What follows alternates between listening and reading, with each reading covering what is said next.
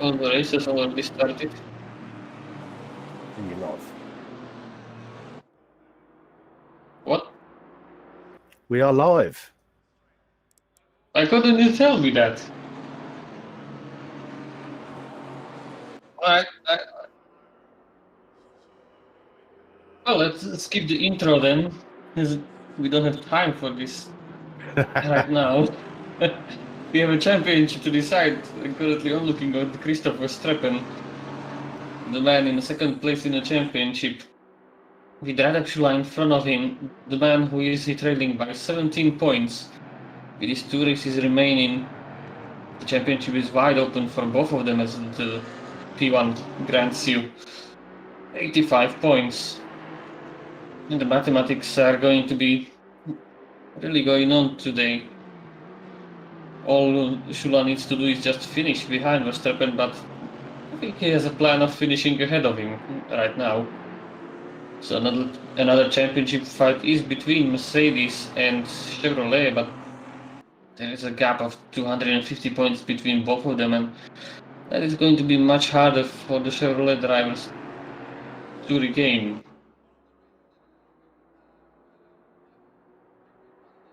Managed to just jump in at the end of lap 1. Radek Shula, the championship leader, currently just 1 second ahead of Christopher Streppen. But things are happening behind as James Lacey has managed to jump Jakub Tarantino and put his Porsche up into 3rd place.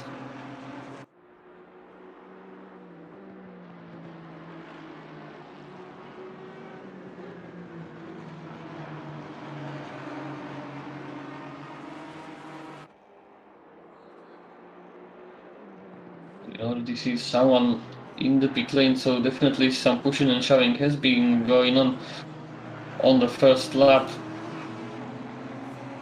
of Zolder, and Zolder, it's maybe a good track for the GT4s.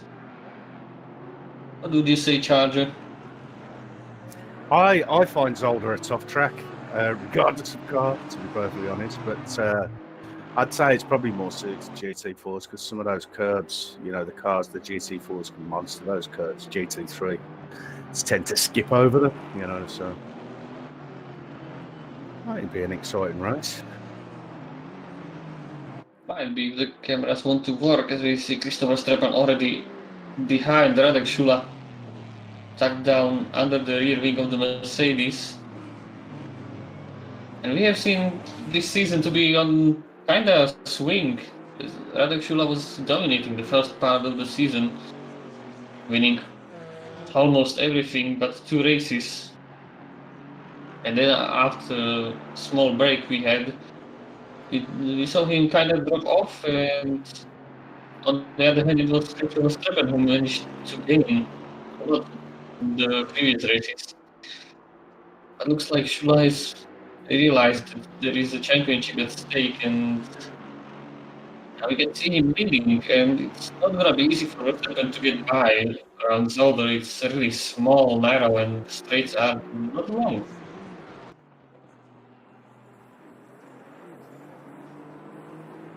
See in the background, side by side between James Lacey and Tarantino. Tarantino wants to regain back the 3rd place, the podium position from the Porsche driver. It's not gonna be easy days for James Lacey. Straight line speed of the McLaren is really huge.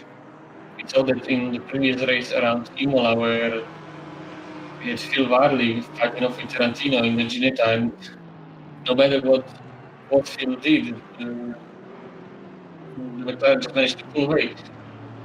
And the dive from McLaren to Shimon Koenig, and down the inside back to Tarantino, and gets that position up into P4 for him.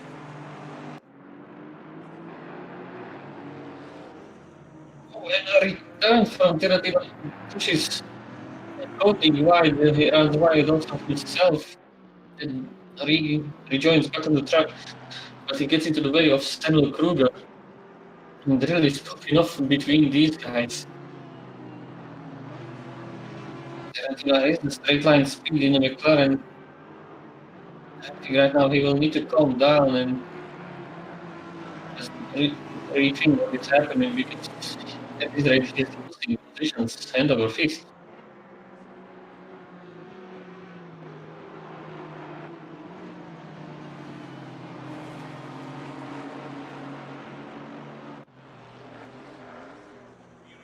And speaking of Phil Varley, currently on attack against Mercedes driver Aaron Heriday on the outside into the first chicane. But not have the space, and we can see Heriday squeezing him as much to the outside as humanly possible. Barely even a digital width of room there even between them. And Heriday keeps his position. Behind Varley, we have David Lynch and Kai Banks pushing the Gina down as much as they can.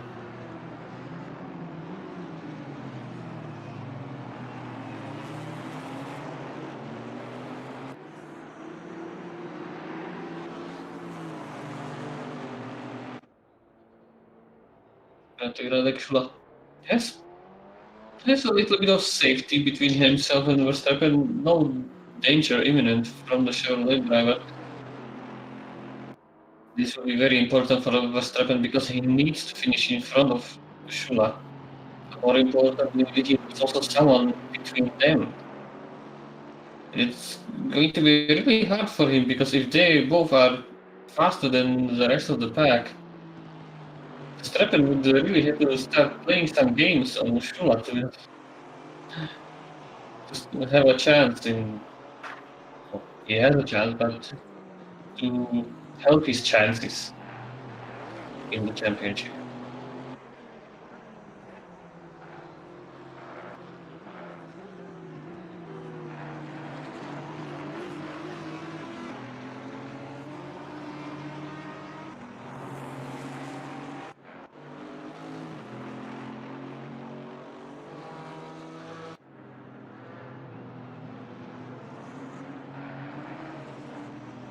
Banks has managed to find a way past Alasdair Clinch, so the Chevrolet driver jumps up in position.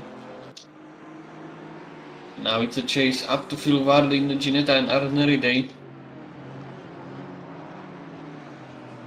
And continuing the fight for P7.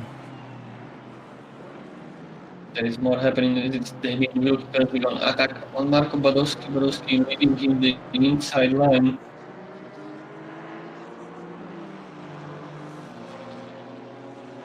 That's a Damien Wilk pole position passed beyond the Alpine driver. He makes a little mistake, runs wide.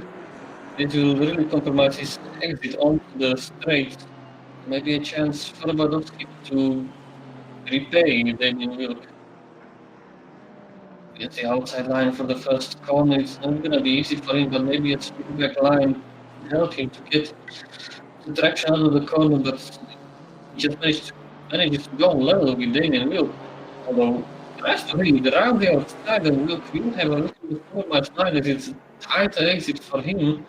He'll not be able to get as much power onto the road as he would like. Badowski keeps going and going.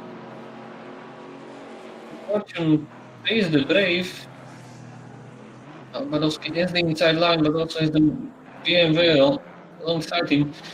And there's also position as Terentovic going way off the track. Tapping the grass slightly on the braking zone.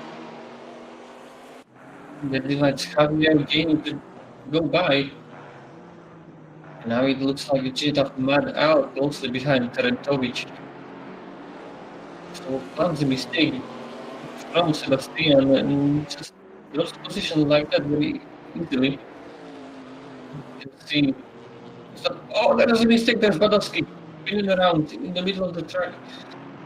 Manages to regain control of the car. What happened? He's coming down into the chicane. Last time we saw them before we switched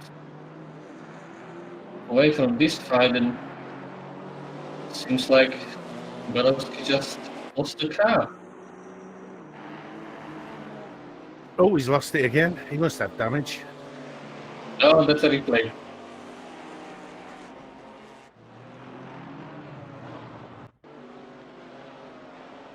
Yeah, but definitely that will be a big damage from him. Behind him, Claudio Valeria, other Chevrolet. And that's a P20 now for Badowski. And I've seen a couple of mistakes like that happen over some races around Zolder. It's rather easy to dip wheel onto the grass there. You just want to keep the full power going through the corner. Quite surprising, really, because that Porsche is quite stable. Porsche, are you watching the same race? Although you would, Oh, it's the Alpine, isn't it? It's my old eyesight. Yeah, I don't know, but I've never driven that one. Is it a bit twitcher? neither have I. I've not much experience in the GT4s myself. And we again to have someone spinning around at the back. No idea who that is.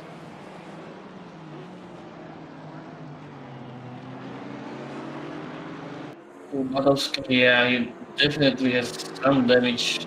Definitely lots of damage because he can't keep the Alpine in the straight line anymore. It's Claudio Valeria on the inside the final chicane. Little bit of room given. You have to be careful around these corners as they are kind of awkward by yourself. I think Badowski will be hoping for the pit window to open as soon as he possibly can. I don't want to be here. I want to be there with Daniel Barnett. That's a position gain for him. And that is a little bit of damage on Alasdair Havel's Mercedes as well. Yeah, probably victim of another incident. Also, Simon Trebek is in the pit lane. Jonas Bedene looking on the inside of Havel. He's trying to scare his opponent away.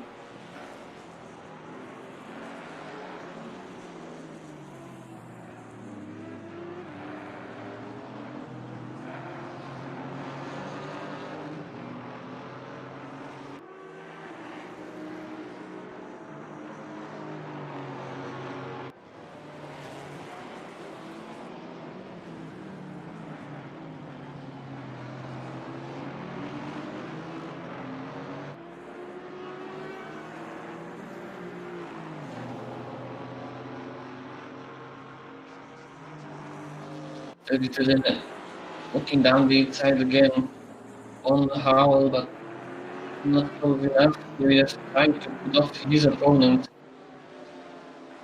A little bit on the approach. And you never know, sometimes it's just the only thing you need to stick the nose down the inside and make the other driver think about it. Mistakes can happen. I've seen it many times. If you can just be a nuisance to the car in front, the opportunity may arrive by itself. Let me see some Mercedes fights going on. Everyday is fighting up with Simon Koenig. It looks like Everyday has managed to find a way past his teammate. I mean, P7 and he can start chasing. Oh, what is that? Strepen has got a drive-through penalty somehow. After 15 minutes of racing. What did he... Must be track limits. How can you cut track limits so badly? Yeah, the chicanes probably. The two chicanes, I think, is where you get the most cuts. Yeah. Although I managed to get the drive through here myself. Like the GT3, but this is a big blow for the championship. Yeah, Verstappen's up there, isn't he? So that's going to really hurt him. He's going to have to get in and get out of the pits very quick. At this point, I just think Shula needs to finish both races without much of a pressure.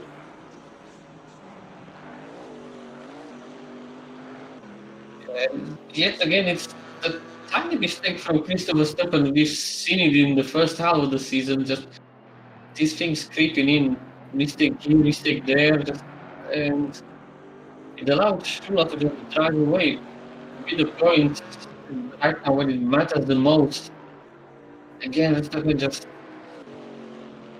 let's say, cracking under the pressure a little bit. It's fight for the championship. New, it's a new position for some to find themselves. I'm not sure how many fights like this Crystal had, but it looks like this one is slipping out of his hand. It would require basically the same mistake from Radek Shula. And we haven't seen many from him during the course of the season. Yeah, this is going to be a bitter pill to swallow, and you can see Verstappen just currently trying to just drive as fast as he can. Probably hopes that when he goes into the pit lane and comes out, he's going to be in a clean air. Maybe lose as little positions as you can. Everything can happen in sim racing, we know. Random lapped car or something. He might be in the game, but yeah. Where do you think it'll come out? Around 18th, something like that? Well, the pit lane here is. The pit lane itself is not long, but the pit exit kind of adds on to it. He could maybe come out. Where is the P10? I would say maybe. You think? It's a wild guess. Well, he will definitely need to come in this lap, as the pit window also opens right now. Mark Badowski will surely be happy to see that. I guess maybe P10, that wouldn't be that bad for him. As long as he does not speed into the pit lane. That would surely put a nail to the coffin. There is a big gap from clinch to Shepard with P11, so maybe.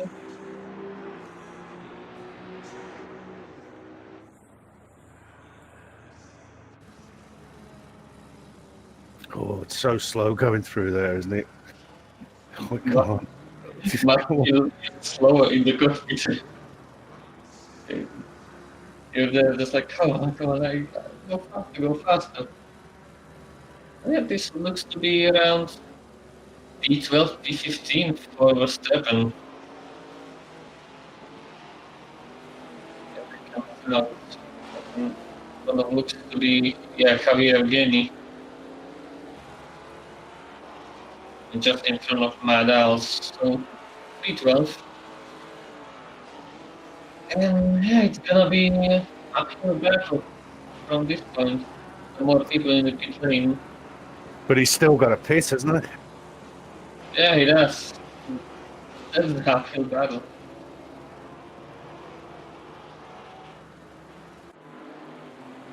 That's going to really hurt.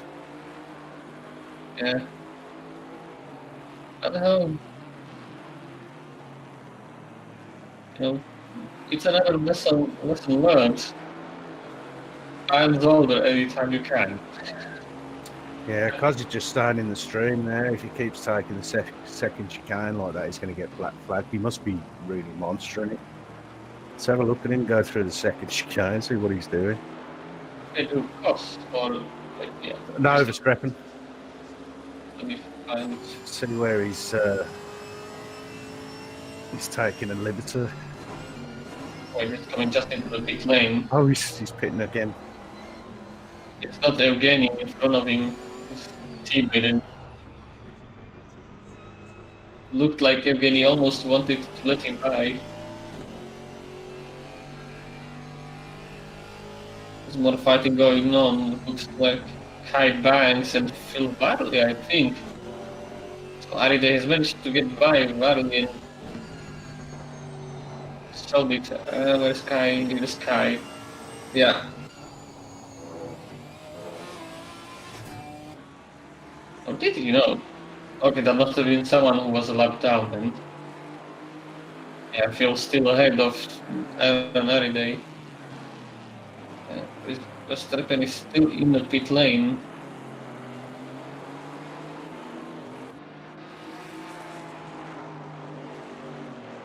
And it's now leaving. Oh, let's look from his eyes and see what he does.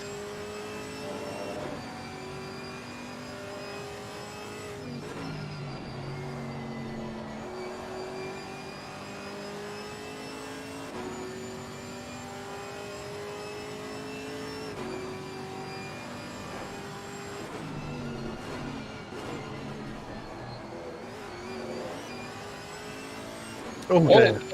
Oh, Was that that was Matt? wild. Yeah, that's Matt's. Where's Matt? I can't find him. Oh, I see. He's really monstering that second. Well, to be fair, Yeah, they all are pretty much. well, it's kind of the racing line you take through also this section. So you just try to take the curb as much as you can. Yeah. You are more likely to, I think, get the warnings through the second chicane than through the first one with the bumps. Because even though the GT4s can take them, I think that those curves there are a bit too hard even for these cars. So here you can, yeah, look, you can cheese it really nicely. And there are cones usually in these corners, but you would be lucky to find them there after 10-15 minutes of racing.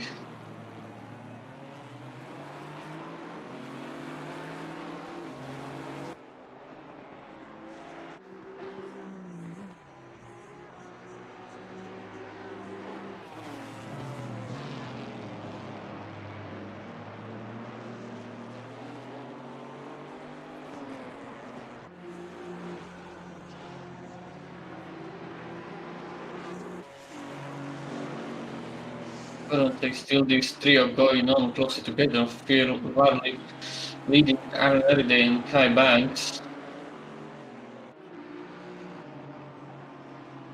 Guys at the back end of the top 10. And I don't think we have seen Banks so much around these high positions, so it looks like to be a good event for him for now.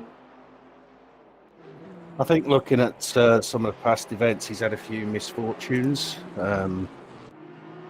So he's probably quite happy with where he's at the minute, although he has got a pit, so it'll be interesting to see where he ends up in the scale of things. Still lots of people to pit behind, so might be also a good position. It was a wild cut from Phil Varley. Well, the highest position pitter is Tarantino. Where was he before? Tarantino was third place. He's just lost 3 places, Tarantino. What's happened there? I think this is just lifetime ink updating itself. Okay. As you go through the sector times, you need to give it a little bit of time so it can catch up. Oh, but Aride is really closely behind Phil Varley at this point. And I think Aride could be thinking about an early stop just to get out of the position he is in. He's just being probably slowed down by Phil Varley. Or maybe thinking about going long. The problem is, as it goes wide, and this gives Banks an opportunity. He slips down the inside. Ooh. But Aride holds it around the outside, and maybe there is a chance into the chicane, but Too wide. I can do it, but I don't. Yeah, it's probably the best idea there is to lift. You Best can get through there too wide, but yeah, it's dodgy. good idea for him, but that has less content for us. You just want to see some crashes, don't you? I'm not crashes, not necessarily, but just some Just some some door wild banging. ones. Yeah. Enough door banging to the point where you don't shove each other off the track, but a little bit of leaning on each other, say that way. You know, it's a team top cars. It's not the like Formula One cars where you just touch each other and the cars basically disintegrate at that point. No, I do like the GT4s for that, actually, that you can have a bit of door-to-door, shenanigans without flying off the track. You can somewhat do that in GT3s as well, but yeah, we're starting to get really close at that point. Ooh, that's dive and a half from Damien Wilk. He's lucky there. Emil definitely has a lot of spatial awareness built in that car. It was a late move from Barnett there, Wilk. So I'm currently looking on live timing, seeing Daniel Barnett in the pit lane. And Emil had quite a good start to the previous event at Imola, but he's been in 2 collisions, both of them basically out of his hands, and dropped down out of top 10, after which he said in the interview after the race that he was not happy with the qualifying because he's not usually this high on the grid. Damien will. KO on YouTube there says GT3s, aren't those just very expensive bump cars? They are, but they don't have the little thing that has the electric thing coming out of the roof, to touch the ceiling. But yeah, they are bumper cars. GT3s more like they are covered up F3 cars, I would say. Because you can't door bang as much in the GT3s. They are much more sensitive when it comes to contact. They can take a little bit in the slow speed, but when you get to even the medium to high speed, as we have someone spinning around the section we were before, and I think they have returned into the pit lane. Yeah, but the GT3s are great, but you need to be a bit more cautious about your driving. A bit more finesse, because they're a bit more on the edge, aren't they? A bit more on the limit. Yeah, depends on what. You can really hustle the Ferrari, I think, if you have it set up correctly. Which doesn't take too much. And you can hustle it around, but when I tried the Porsche, it's just like, no. You have to be so precise with the Porsche compared to anything else. Yeah, the Aston's very forgiving in the GT3. Very forgiving. That's probably one of the most stable ones. I tried the Porsche first time around, I couldn't drive it. Yeah. It made no sense. And I do quite like Porsches, so. Yeah, I guess not high on mileage, but good car, definitely, but you won't see me driving it anytime really soon.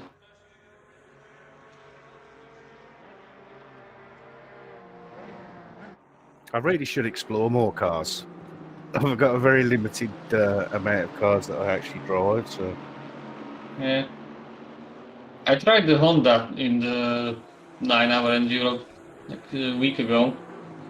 I have to say, when it has a great potential as a car, mainly if you can get it set up correctly, then the steering response in a Honda is really great. The overall following abilities, as there is a Mercedes and more people. There was Daniel Barnett as well going wide. Bit of dirt rally there. Yeah, they're probably taking the rallycross layout. Yeah. Although, as I said, the Honda, it has a problem that it does not have a straight line speed. And that is its biggest downfall. I think the main And problem with the with the Audi is the crap brakes. oh yeah. You do want good brakes on your car. That's like half of your success already there. If you can be confident on the braking.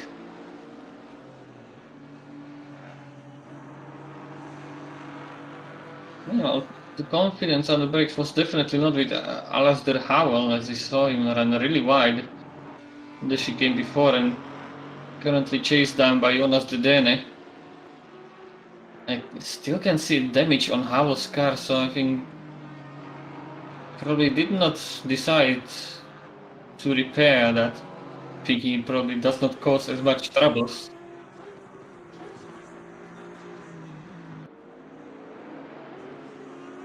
And yeah, with the short race like this, yeah, it probably is not worth sitting in the pit lane for 6-7 seconds. You're not gonna lose that much time. It's mandatory fuel, isn't it? They're going to take fuel. Yeah, it's just a small splash and dash. Splash and dash, yeah. 3 Fight, seconds. fight going on between Martin Schaefer and Javier Gaini. Schaefer in the, as usual, questionable color choices for his car. I'll just focus the camera on the Chevrolet. It's much more eye-pleasing to look at that. Martin Schaefer, the only man I've seen that started from the pit lane and won a race. When did he do that? Oh, I can't remember the race, but he didn't press drive when he started from the pit lane. I think he won the race. It was amazing. It really was. That sounds like Martin. Mm. Knowing him personally, he could do that.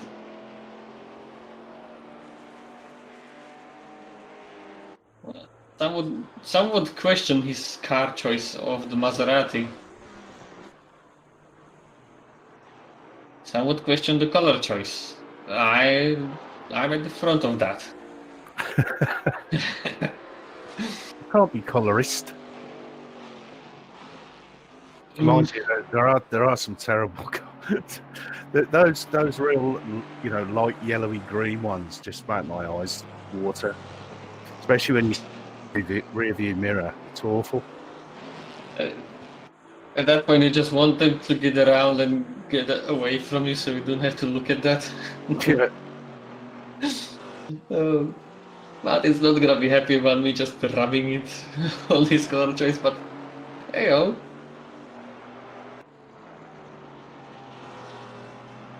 To be fair, a good green and yellow combination of like the Brazilian colors they use can work nicely.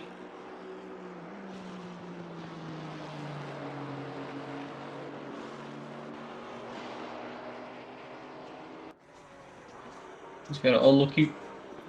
Sorry. We are all looking at fight for P6 Aranaride and Kai Banks. And the Chevrolet guys would need this position, but I think they would need a lot more, as Mercedes just have the cars all the way up top in the top 5 or top 6. And there's a little bit of traffic in Mats Sjöblom. That could be a challenge for both of them, but Sjöblom pulls out. Yeah, it's an interesting one. You've got Verstappen, who's behind Banksy. Verstappen's got speed on Banksy, and they're in the same team. Do you think he's going to let him past? At this point, I'm not sure Verstappen actually. He wants to get past, but with the championship being the way it is, you kinda just like, whatever, just let's race. He's got 6 seconds to make up before he can even challenge him, so. Yeah, I mean, if he was right now ahead of the shoe line, like both of them were this far down the grid, then I think definitely some team orders could be at place.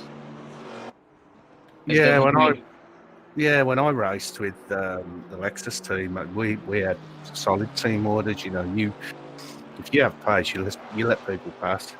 You know, if they've got pace over you, you let them pass. There's no point in holding up your teammate because it's constructors' points. You know, so.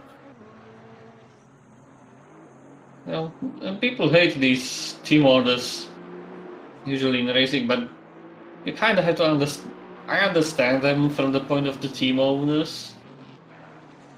Maybe not in like F1, but in other events when you have more cars around and you are racing for the positions in the championship. You kind of want to give yourself the best chance of gaining as much points as you can.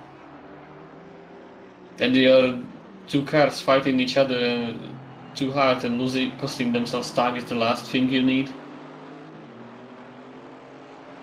So yeah, but at this point of the championship, when the constructors' points don't matter that much, as Chevrolet has, well, all of their cars currently racing, and I think we have two Audis. No, yes, we have only two Audis in Barnett and Kruger, so I mean, having them fight is all right now for the final race. And Verstappen is not closing down on Kai Banks as much. You took about 0.8 out on a lap. 12 minutes and what is about 136 per lap. Maybe something could happen. As we said, Gianni Lenz kicking up a little bit of dust going through the first section, and kicking out the rear end is he. Yeah, Gianni, knowing him, he has a little foot in that car. Probably not the best car choice for his driving style.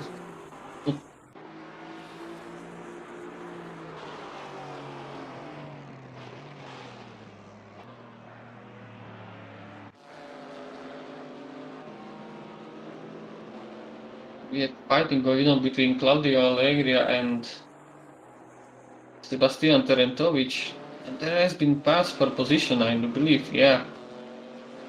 Allegria managing to just slip by down the inside, and Terentovic not being able to hold it around. Gives the position to the Chevrolet.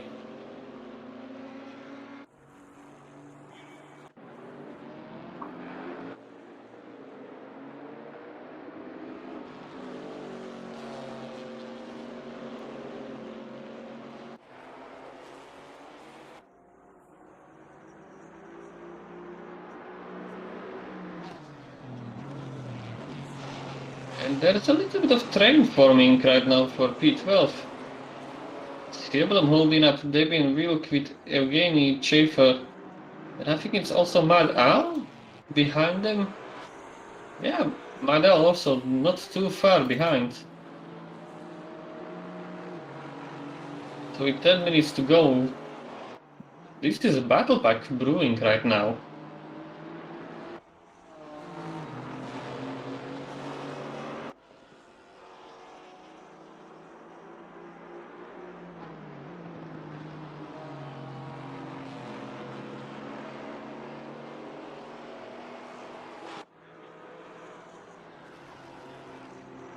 Oh.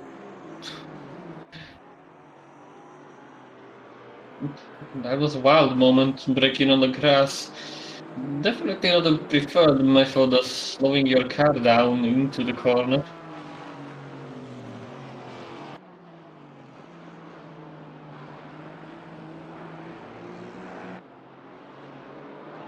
Clancy, what are you doing, mate?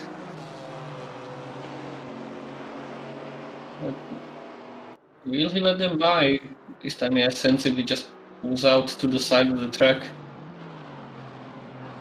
And he's somehow slots between his teammates. And the rest of the cars, Martin won't be happy in the voice comms about his teammate during the corner.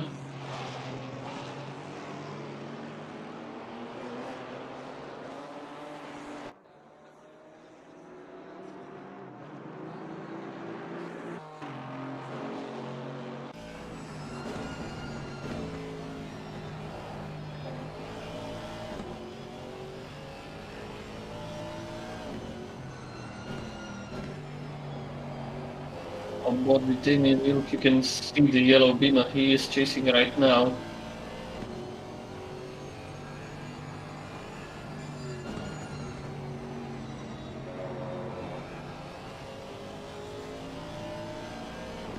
And he definitely has speed over Emil Silblom, but does not seem like it's enough to mount an attack right now.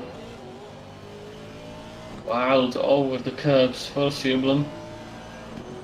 You see the car almost slipping away from him in the braking.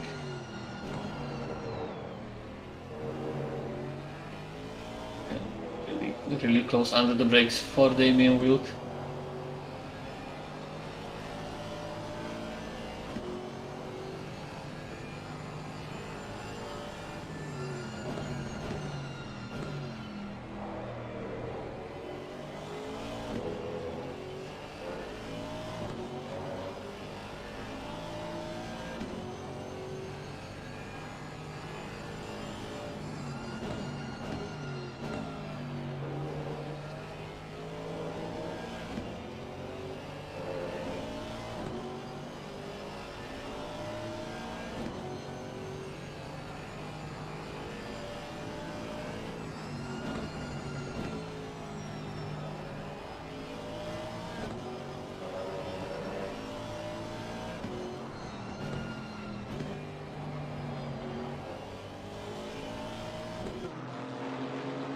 Oh, not a bad sound of the AMG engine in the Aston Martin.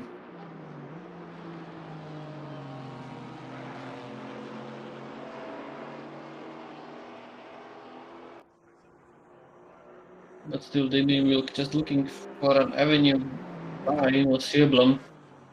Silblom right now does not have to do much. His space is enough to keep Damien Wilk at bay. We also saw Martin Schäfer in the background starting to have a little bit more problems with the Maserati. Maybe he's starting to run low on the tires and on the grip, thus losing. He has managed to lose a touch with this group. I can't see him all giving up that spot there. Well, if he keeps driving like this, he is in a good position. Yeah, Damien can't make a move unless Silblom makes a big mistake.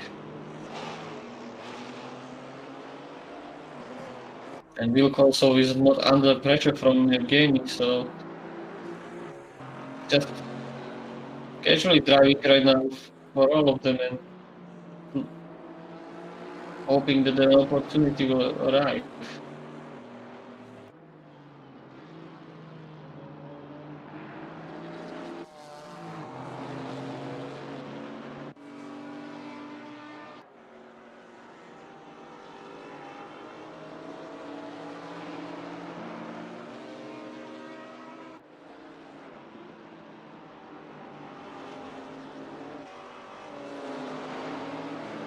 So battles happening at around the end of the top 20 as it's Sebastian Terentovic keeping Alexander Wiech behind him and Daniel Barnet fights for 18, 19 and 20.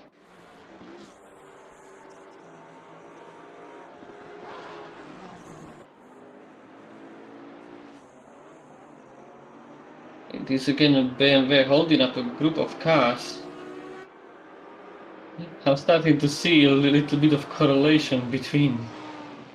Because there is a Maserati in a way that's Mats again. It just cannot disappear in this part of the circuit. This might give an opportunity to Wiech. He's really close to Terentovic, but now the straights are so short around here, you just cannot get a run on anyone. Like the moment you think you can get by them, a corner appears.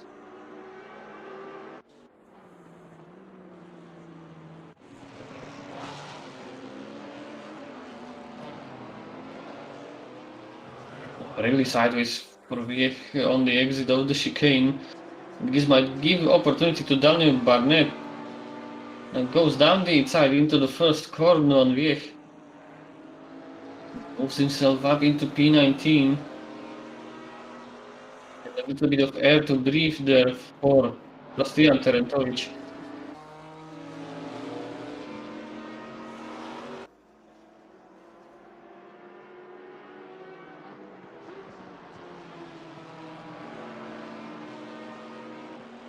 Yeah, it doesn't look like Verstappen's going to catch Banksy.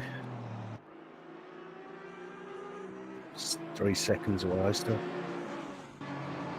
There's stuff happening right now in around the podium positions.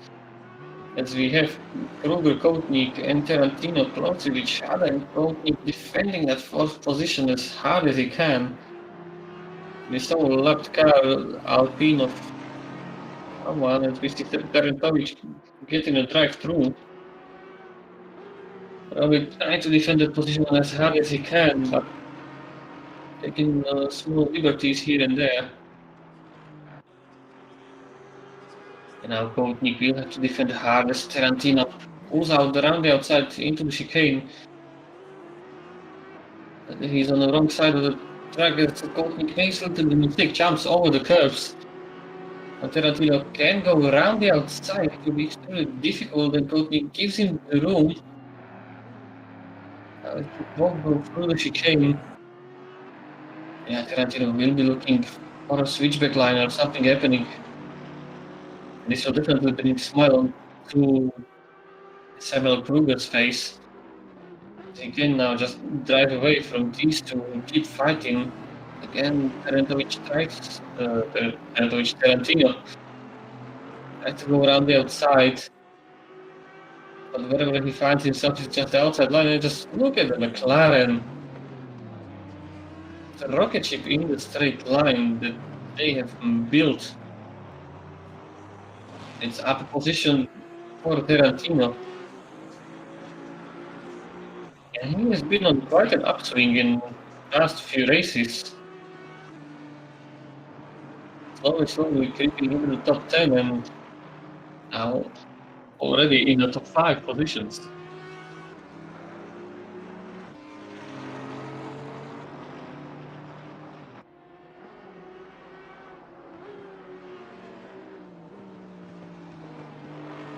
And Will Koutnik try to get back on him, maybe through the next corner, but still he has to count on McLaren with that straight line speed. He has the slipstream, but I think it will be enough, although he has a better run out of the chicane. Just look at Tarantino. The moment Koutnik goes side by side with him, he just loses all of the slipstream and the aero advantage and just cannot make a move around.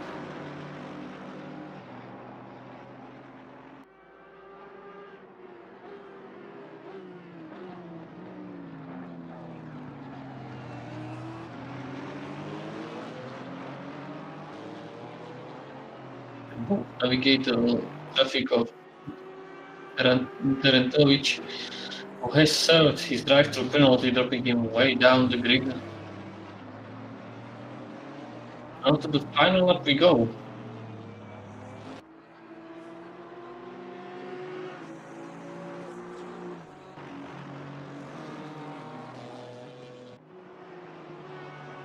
That's some gap Schiller's got on second. Giavalicer, 11 seconds, and then 11 seconds to Kruger.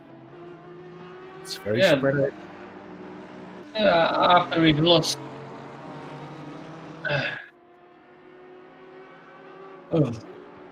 After we lost the strap, and then yeah, it has been high guy, everyone just spreading out. everyone by themselves. Verstappen was the only one who was able to do the laps.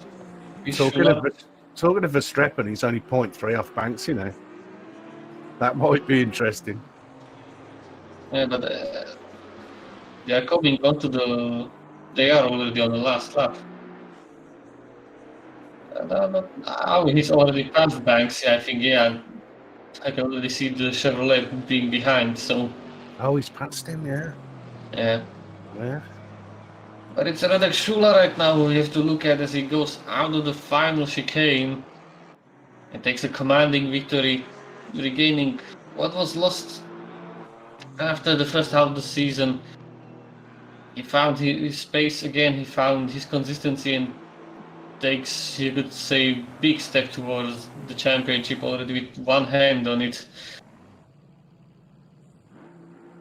You can see the happiness. James Lacey finishing in second place, Samuel Kruger over the line for third. And Stepan Koenig has found the way past Jakub Tarantino.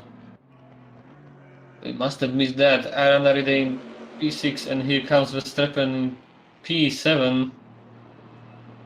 Oh no, in P8. How did Banks has found a way by Verstappen as well on the final lap? Oh, as we have car park right there. So Verstappen has passed Kai Banks, and Banks has found a way by Christopher Verstappen again. He must have made a mistake. Yeah.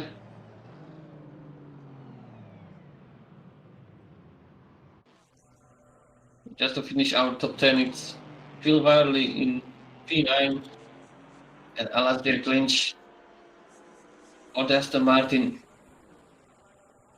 in the remaining of our top 10. So another 20-minute race, isn't it? Yeah. We get a short few minutes break to grab something to drink, grab something to eat. We're gonna be back at any moment. Grabbing a drink might not be a bad decision also for me.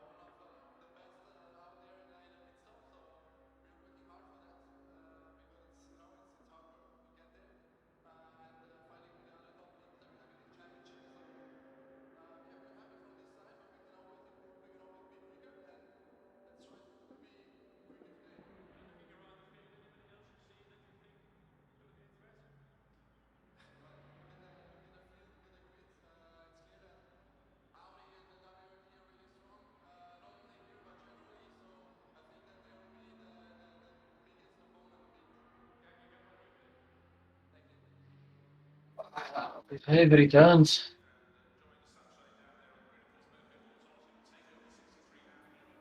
Have they? They've got another qualifying session on there. No. It's the qualifying results yet again. Hey, managed to find the Kinderegg.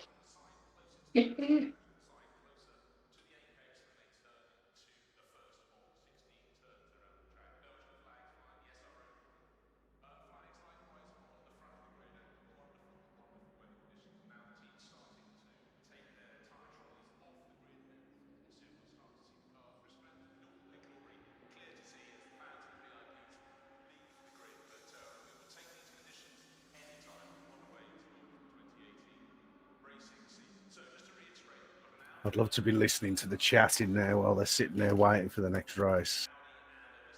I bet there's a few words going on. I would say that might be complete silence at this point. No. Maybe some people chatting, but definitely. Oh. Definitely, Christopher Streppen.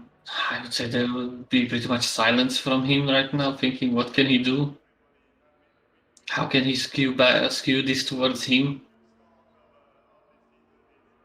And that was a big point loss. Let me do the math.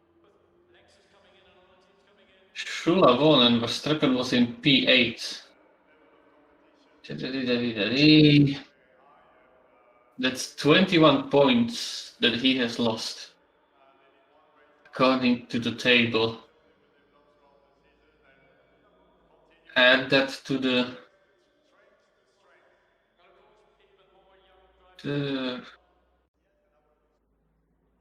add that to the 17. That's 39 points. And for him to win the championship, that would mean 39. That would mean Schulhout had to finish in P16 if Verstappen were to win. Ooh, that would require quite a lot from Radek Šula. And I think Verstappen might be going into the sprint race just thinking, yeah, championship is probably not happening, although anything's possible. But at this point, he might just go and enjoy the race. He's going to try and win it. Yeah. He's going to try and redeem himself, isn't he? At least to have that for himself, that I did all I could, I fought him, I got it, but it didn't happen. But we all do this for the fun and enjoyment.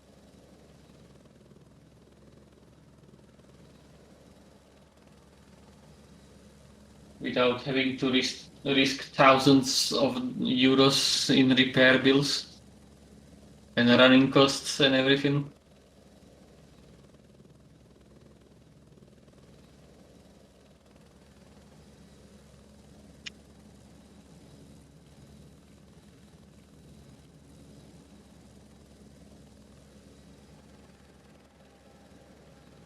Chocolate.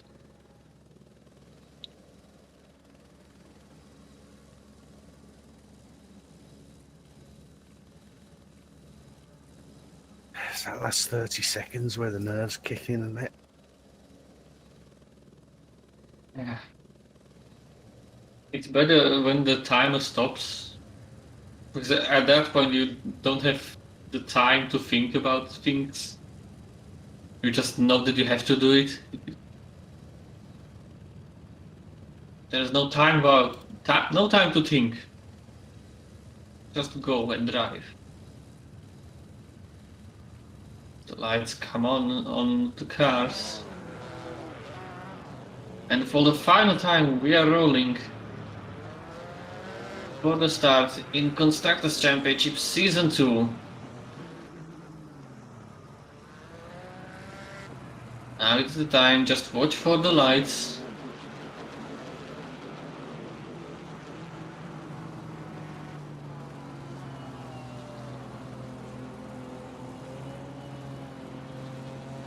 As the cars are moving and we are racing for the final time around Zolder. It's a better start for Verstappen, but there is a little bit of contact, Lacey. How manages to survive that? That was well controlled. Oh my, but it's not over yet because they are free wide. Free wide here, there, free wide everywhere. But oh my god, how did Lacey survive that? Let me look at that again. Look behind, there is Alasdair Havel in the Mercedes.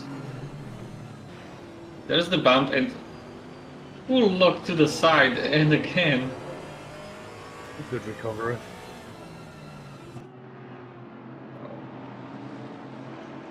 Just look at this, all of them going side by side. And everyone has managed to survive that quite cleanly, I must add. But we are back where we left off. Radek Schula and Christoph Verstappen behind him, Jakub Tarantino and Stefan Koenig. We have some people around at the back. Some early spins. Verstappen will have to be more careful right now. It's a 20-minute race. Drive to penalty at this point would be even worse than the race before. We have more and more spins at the back. Yes, we matched Silverman, I do believe. At least Radek Schula, our leader after lap 1. Stefan pushing him hard. And it's probably the only way he can do right now, to push as hard as he can.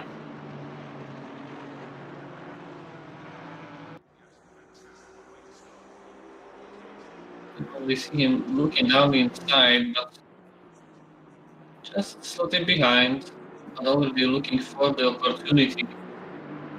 Oh, and that's a wild one from Jakub Tarantino. Gives the inside to Stefan Koenig. And it is yet again, I think we saw in at the end of the race 1. Koenig and Tarantino fighting beside each other. He got the ahead. But can he stay ahead this time? Tarantino will definitely have that straight up speed advantage we have seen before.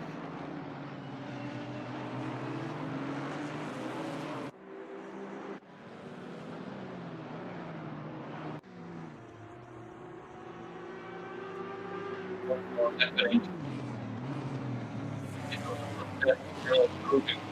Probably not and about an hour. We have 29 people later that early dive from him just as the pit window has opened. And Smart move on a short race like that, to be honest. Get out of the traffic. more and more people are in. Basically, I would say almost half of the, 1/3 of the grid is in the pit lane. And this will help because the grid has not managed to stretch too much. So you will definitely be able to find that little bit of clean air. Samuel Kruger doing his best defending from Alasdair clinch.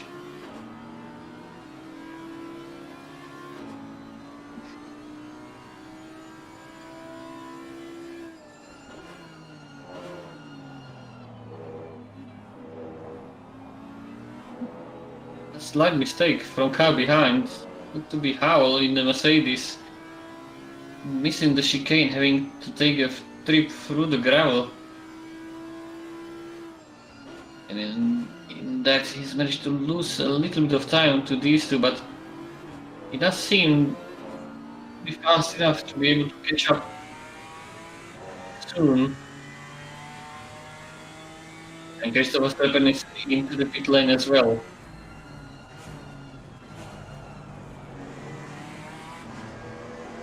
Looking from the rear wing of Emil Chilblam, having the two Chevrolet drivers of Kai Banks and Valeria. Charging him on currently, Chilblam in the top 10 positions. This might be a little bit out of place with pit stops happening.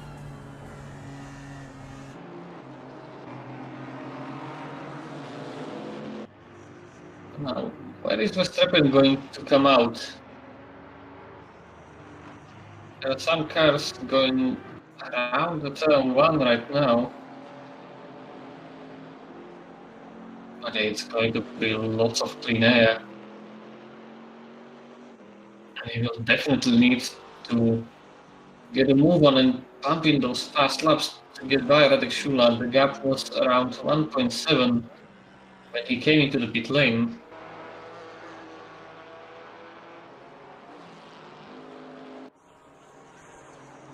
Be interesting to see when Schiller pits.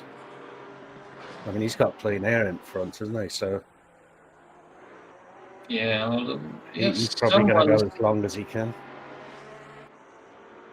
Yes, someone's spinning around. It looks to be number 36.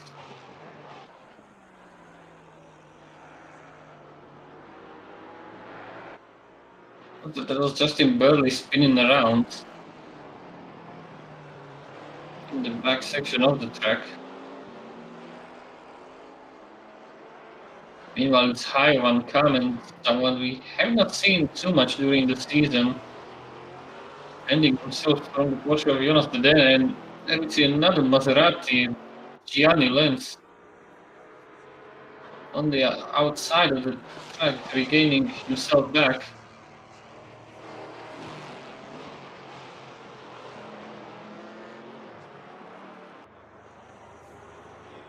As time was in a position, lost 4 lengths, and decided to go into the pit lane. So does Alexander Wiech.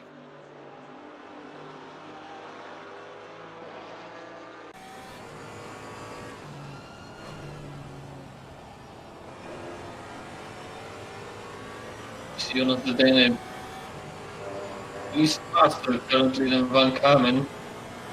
No opportunities presented itself, as that is optimistic to say the least. That's barely even a braking zone, but he tries to go down inside. Will he stick it down inside to the chicane? He will, but both of them having to take a trip through the curve, jumping over.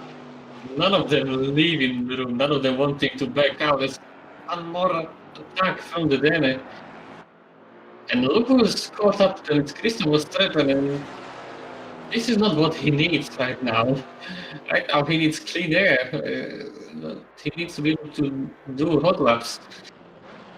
He manages to dispatch of one car, and that's definitely a collision between him and Van Kamen.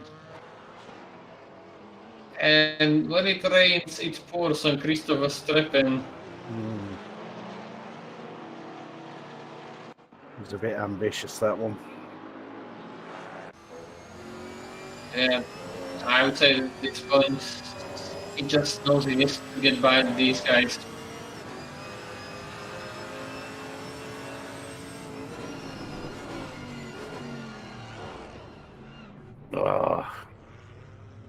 Trying too hard. I think at this point, not just him maybe braking at his normal braking point, but with the skill set that we have here, some people are just starting in their sim racing career, I say.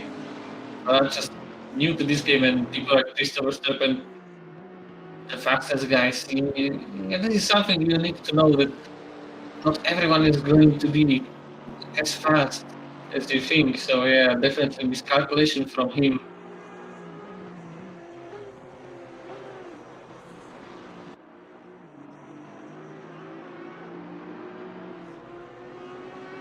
And right now, I think July is at ease in P1. And you can just look at it. No pressure at this point. Closest guy, Alasdair Clinch, about 5 seconds behind.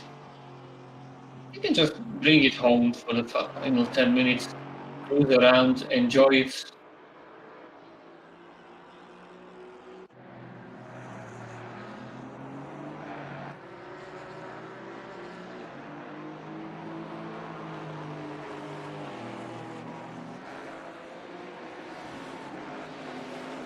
We have a little bit of fight right now. It's it's Simon Bennett. Hold it, son. Let me look at that again.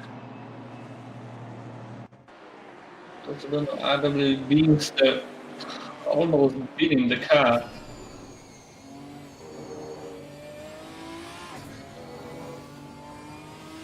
Already sliding out of the chicane.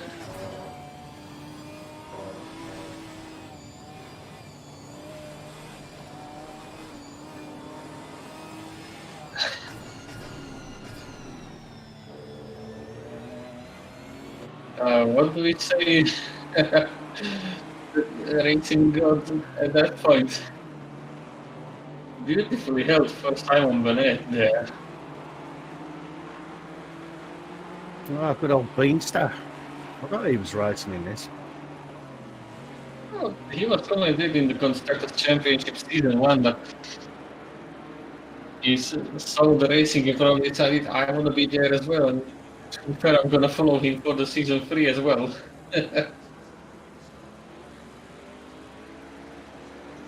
When you see this many people, cars on track, you just think like, I can do this. I want to be there. I want to have some fun.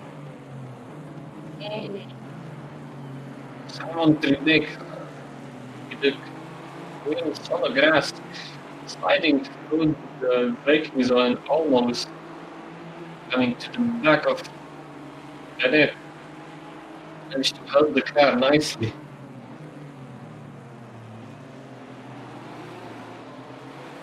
I think Trinek must not get by Bennett as possible. Look at the current standings, if there is any fight. Well, yes, Chipeta is fighting Porsche. At this point, they need all the points they can get. If the gap is somewhere around about 17 points between these two brands. So you've seen Quebec getting by Bennett and also Damien Wood now down the inside into second corner. Bennett leaves the door open, but Quebec gets out of the shade on the exit. Bennett holds his position. Yeah, meanwhile, the highest Porsche is James Lacey, I think. Something must have happened to Lacey. He wasn't this far down the grid. He lost a few positions on the start due to the hard spin. It looks like it was another mistake from him as he dropped to P12. That means Phil Vardy currently is the highest of these two brands, scoring points for Ginetta. And it might come down just to the third car. And that is currently Trebek in P19 now. Yeah, coming Trebek in P19. Maybe even P18 navigates slow Ginetta and hits Alexander Viech in front of him. Not far up the road. And that was a little bit of fighting Simon Bennett and Damien Wheel going at it, and Bennett goes, why, hold it. Beats though has some death wish at this point. Does not want to stay on the track.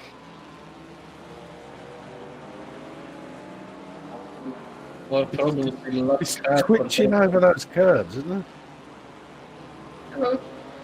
Yeah, and again, look at him.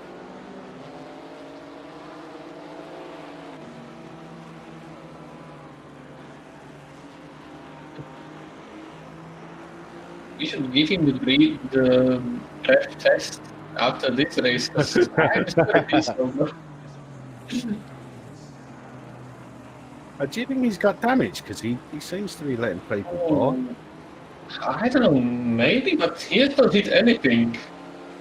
Although, if you would have seen the past 2 moments from him, you would think otherwise. But he managed to hit some. Or maybe he has hit something even before we saw him. And Maybe now he's just, got he might have pressure loss. I mean, looking at that car, the way it's snaking, it's not very stable. Look at it. What I'd do say, you do with your I'd car? say it's got a puncture or something. Maybe big pressure loss, yeah, but when you are a car behind and you just see the GTA in front do this, I mean, you're kind of scared of yourself as well because you just see him going sideways through the corners.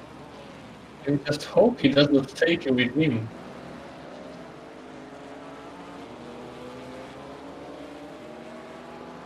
And then it is to hold on. I drag him to ask questions right now? Should drag him in live. That'll freak him out. That would have an interesting outcome for sure. Yeah. As we see him area almost looking down the inside, but taking a little bit more curve than he would have wanted. And instead taking the gravel. He's really struggling with that car, isn't he? Yeah, you wouldn't expect that for a Ginetta. Claudia got past him quite easy. Talking of that, Claudia only got his wheel sorted just before the race, didn't he? He was quite happy when he got in. He's been talking about some problems. Going strong right now in the middle of the pack. P22. Definitely not bad. If we have fine pit stop happening from Martin Chato and Alasdair Clinch. Both of them now coming out of the pit lane.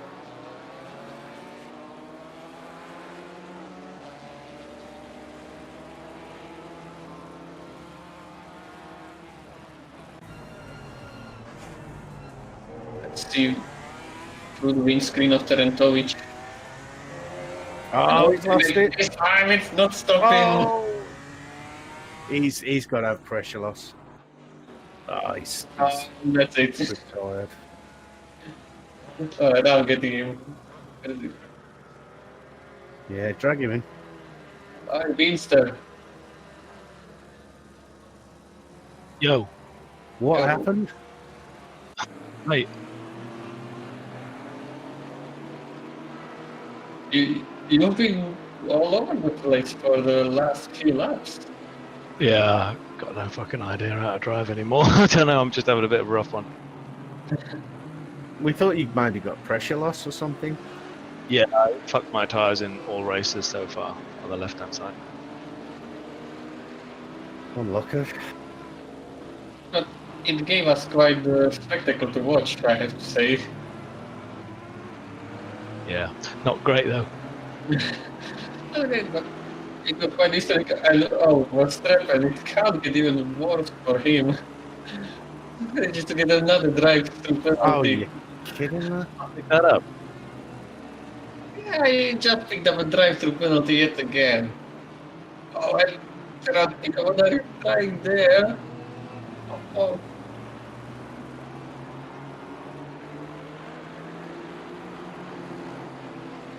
Oh, Contact between them.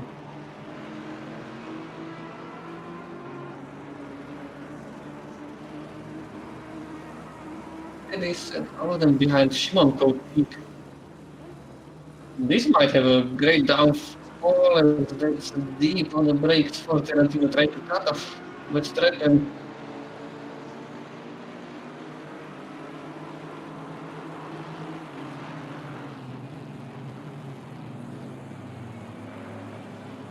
Oh, and that's a misbreaking point for Tarantino. Verstappen can go around the outside for the next set of corners. How easy it goes. It's wide, spins the car around, and crosses the track as Radek Shula is winning the race, but sorry mate, we have important things to attend to.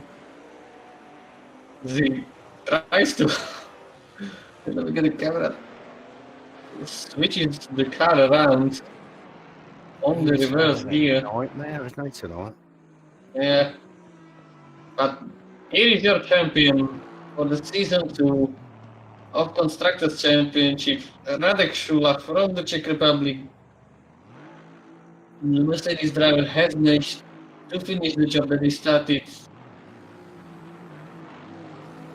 And definitely a happiness inside of that cockpit.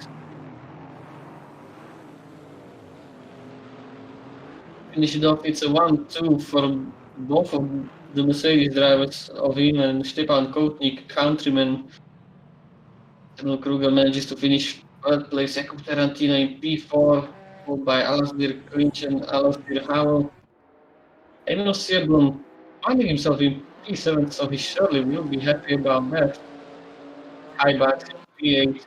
followed by Phil Varley and James Lacey being our top 10. Let me drag in our new champion, if I can find him.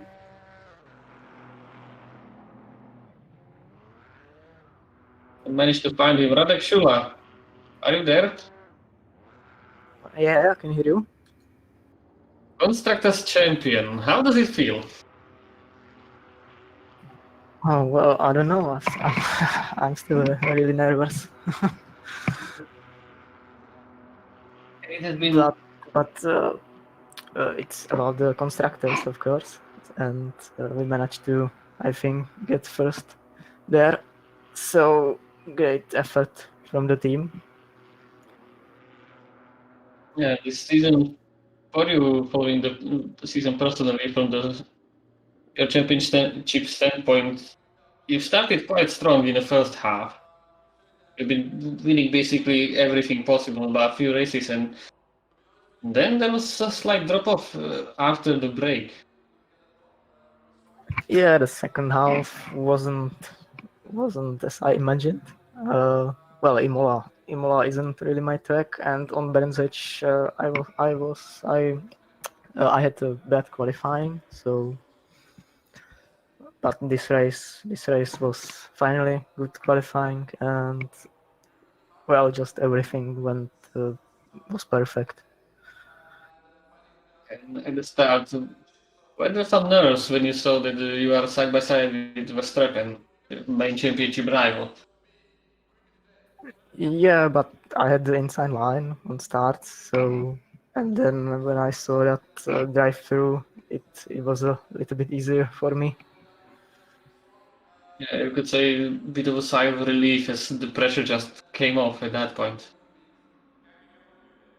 Yeah, I had already, I think, one off track, so I was just calmer and well easier, Yeah. not taking aggressive curbs and things like that. Yeah, Verstappen's going to be kicking himself after that, I think. Right, I'm gonna drop you down to the other drivers. Yeah, well, he got a drive through in the second race too, or no? First and second race, Yeah. yeah. Well, Oh, okay. again, congratulations from the commentators team. Thank you. Enjoy and see ya in the season 3. Yeah, looking forward to that. Let me find James. Hi, James. You are in the commentators booth. Can you hear me?